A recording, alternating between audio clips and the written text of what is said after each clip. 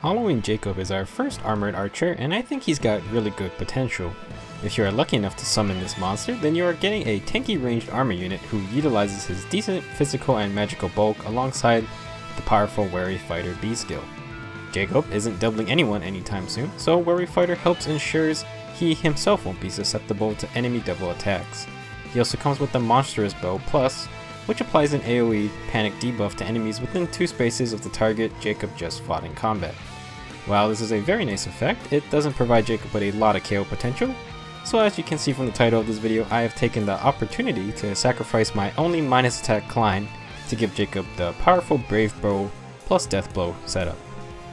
For those of you not aware, Brave Weapons and the Death Blow A skill provide tremendous killing power during the player phase. That usually means they suffer on the enemy phase. However, armor units have access to Wary Fighter, which prevents any follow attacks if their HP is 50% or above. Halloween Jakob utilizes this combo very well because he has a very good defense and resistance stats at 33 and 32 respectively. He also has a very good base 35 attack to make sure he has the killing power with the Brave Bow. As for the other skills, I decided to have Swap as my go-to for armor units since it lets them position each other in the right spots. Luna is my choice for Brave Weapons because the only targets Brave Weapons really suffer against are extremely high defense or res units. When Luna procs, it leaves a huge chunk of damage even against the bulkiest of defenders. For C skills, I use a Hone Armor to support my other armor teammates, but that can be swapped out for many different skills.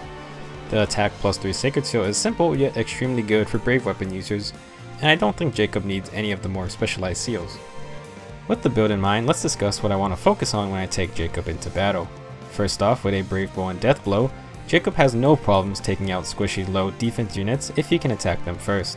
The Monstrous Bow is nice, but I think again that Jakob benefits a lot more when he can be an offensive threat during the player phase. With Wary Fighter, Jakob can neutralize the speed penalty from the Brave Bow, and he becomes very difficult to deal with if you don't take him out in one turn. As for the same idea when using a Brave Lance on Effie, if the enemy engages and does not kill them, then it is almost guaranteed that they will get obliterated on the next phase. I think Jakob runs this setup even better since he has more resistance than Effie and is a colorless unit. Thanks to Wary Fighter, Halloween Jakob can be put in much more dangerous positions than his regular normal archer counterparts. I found that I can send Jakob ahead of my team, take out an important target, and then be able to survive the enemy phase when he gets mobbed. The increased stats of army units are quite scary, and Wary Fighter almost always guarantees that they survive at least one round of combat. So the most important aspect to making Halloween Jakob effective is mobility in my opinion. Since he only has one movement, he does have less options when making an attack. That said, I have discussed that he can take a hit and he really does play differently than the normal infantry archer class. Armor March is a good skill for Jakob since it does give him 2 movement and he can move through forest towers without penalty, which is extremely nice on some maps. Being a ranged army unit, I think Jakob receives a little more value from the extra movement and he can get into attack range much faster. Although it's a rare skill, I do think having Armor March on Jakob himself would be the best with this build. You ideally want to give Jakob a Hone Armor buff, and if Jakob has Armor March, then he himself doesn't have to worry about being next to one specific ally with the skill. You can concentrate on just placing him next to any armor ally and he will gain the benefits. So again, I am talking about Halloween Naui, but that's just because her ability to move around and transport teammates is so valuable for Jakob.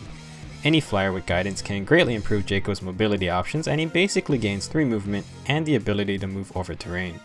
I can't stress enough just how powerful guidance is as a skill and how well it works with Halloween Naui. Now let's combine all of these movement abilities and bring in a dancer to grant an extra turn. The moves you can pull off just become insane, and let me show you one of my favorite arena plays that I have ever made. So in this situation, Amelia has Armor March and Noe has Guidance.